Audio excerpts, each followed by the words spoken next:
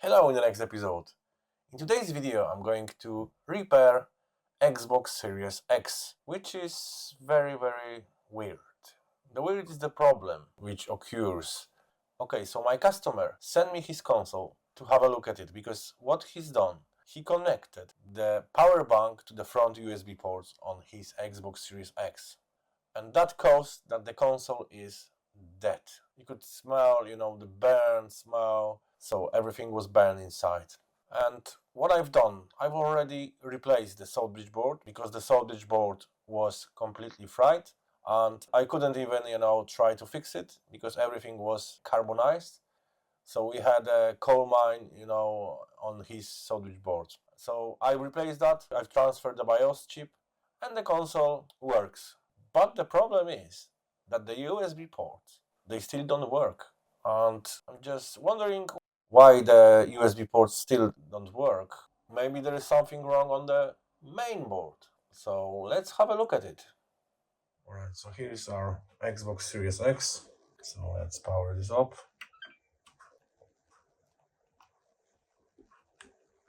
And as you can see, straight away we got home screen.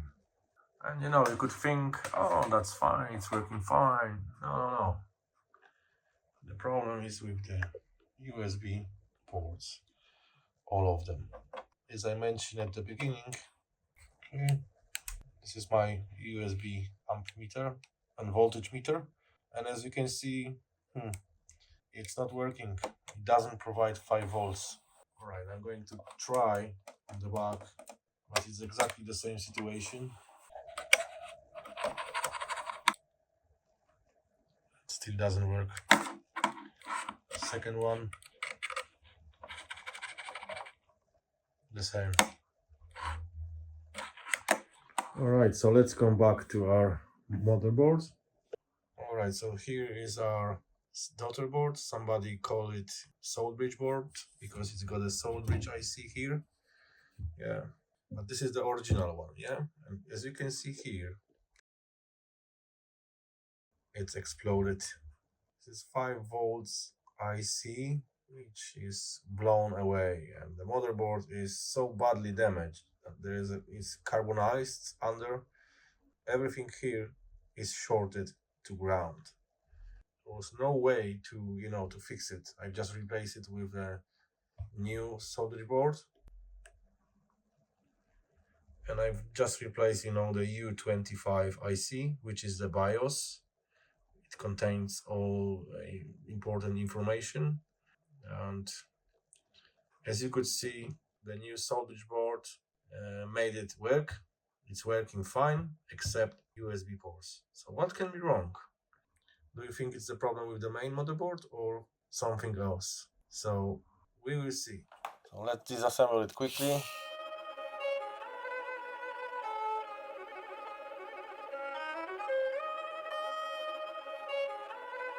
So this console wasn't assembled fully, because it was just to test it. I was happy, because I could see the picture on the screen and everything was working fine. But when I plugged my wired controller, it didn't work. So I was surprised. And then I took my USB meter, and it has shown me that the USB port actually don't work at all.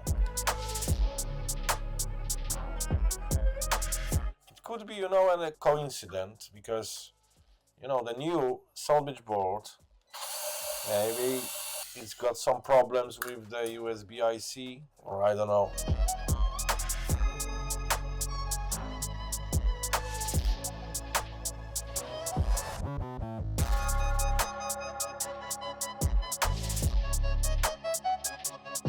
As you can see, I wrote OK, so that means the console is ready to assemble, and I didn't expect something like this.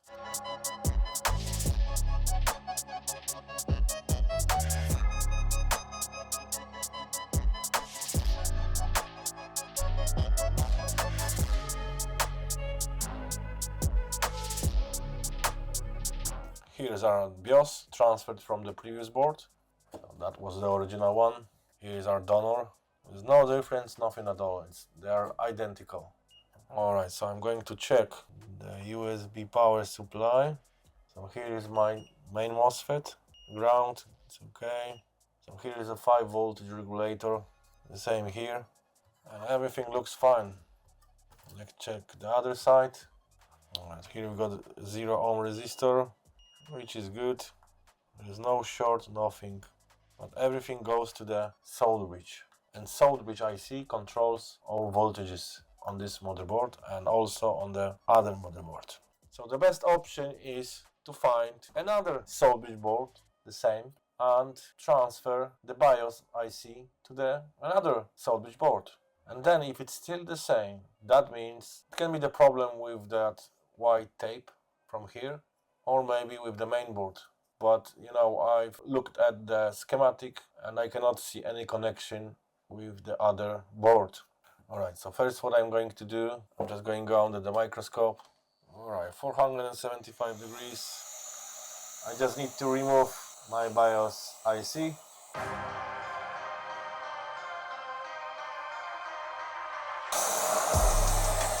Alright, so I've received the parcel with the new sold bridge board.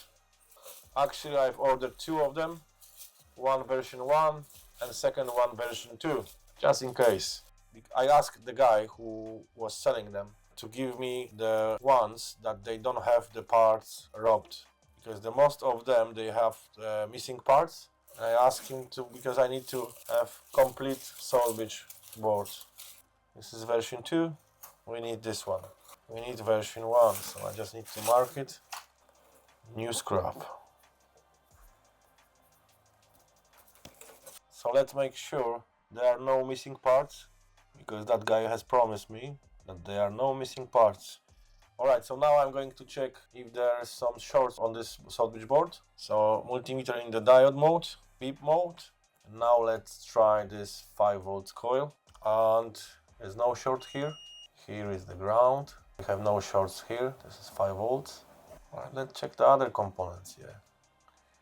There is no short, because I'm going to transfer the BIOS to this sold bridge board and check if we got some good results. This is 3.3. Let's see, it's good. And here we've got another power supply. It's good. No shorts. This is the BIOS chip, which I need to replace. And this is our 5 volts regulator. And we have no shorts here. The same as on the previous board. Let's put the probe on the ground. This is the ground actually. And those 2 lines are not shorted to ground. This is ground. Not shorted. Let's check here. Good, good, good. And the ground. Alright, and here is correlated another chip. This is the ground. Let's check if it's not shorted. Okay, for me it looks good. I cannot see any problems. So hopefully the sold bridge IC is good. Here is our LAN control IC. Black probe on the ground.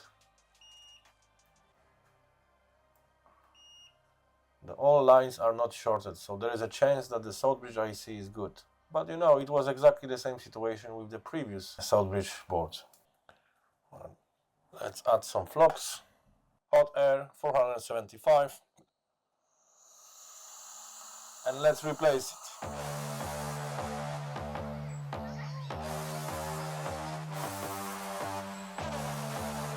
Alright, let's add some flux. I'm going to mix the solder with my low melt solder. More flux.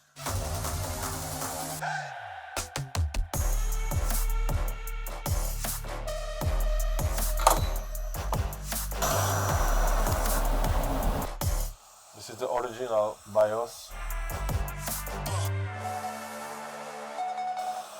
It.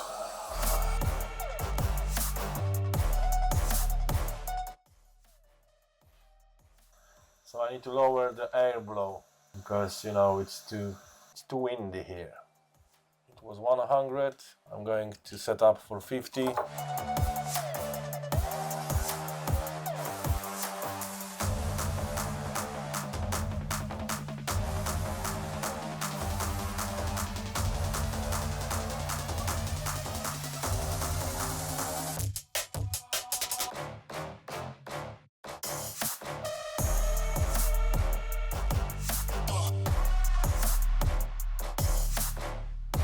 Looks good for me.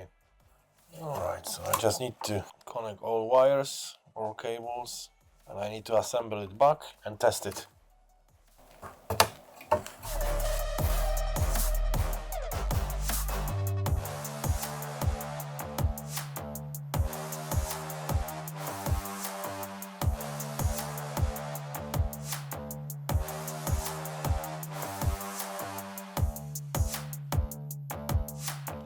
Alright, so I'm going to connect my USB meter straight away. The USB port. It doesn't matter if it's back or front. So the power is powered. So let's check now.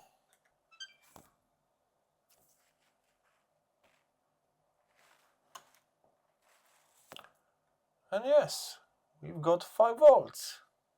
That was easy. I didn't expect that it was going to be so easy. I thought that I was going to, to find the schematic, to go one component by one and check. But as you can see, everything is working fine. Let's try the second one. And the same. Alright, so the job is done.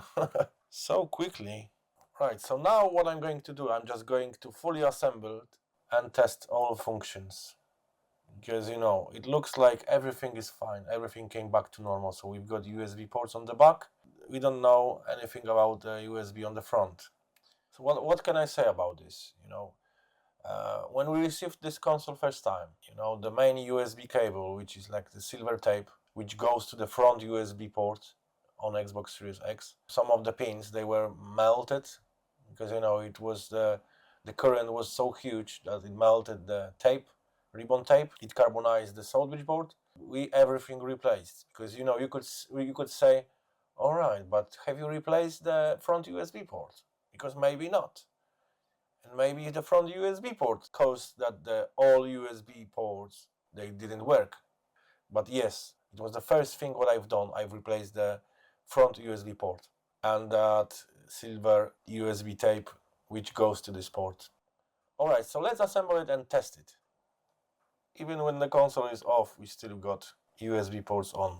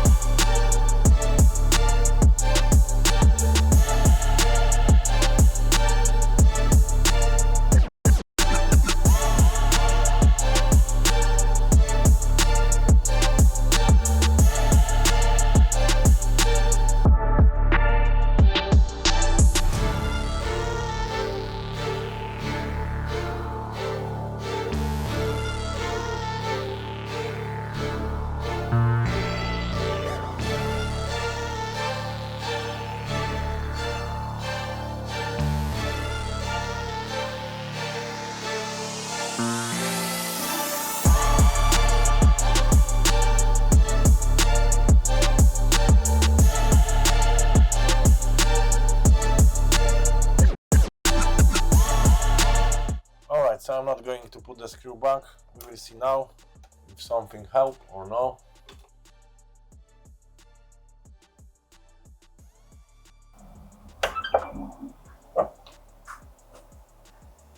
Let's check now. Still the same. Alright, so now we have no 5 volts. I think I know where is the problem. Okay, let's check. Alright, so the Xbox is working fine, but there is no USB ports again. Alright, let me power this off.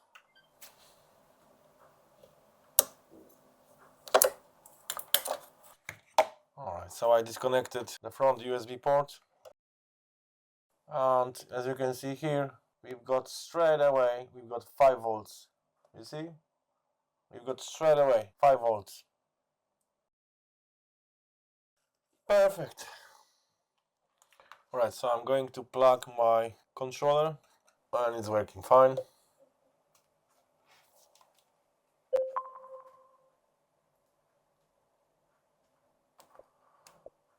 Alright, so now I'm going to check if every single function is working fine. So I'm going to put Red Dead Redemption. Let's check if the BIOS was transferred successfully. If you don't transfer, the BIOS file properly, it won't read the disk because it contains the data for the disk drive. And as you can see, it's reading the disk. Alright. We know that the disk drive is working fine. Alright, so now we go to the settings, network. We need to see if it can detect my network. Alright, looks good. I'm going to check now if it can connect to my network.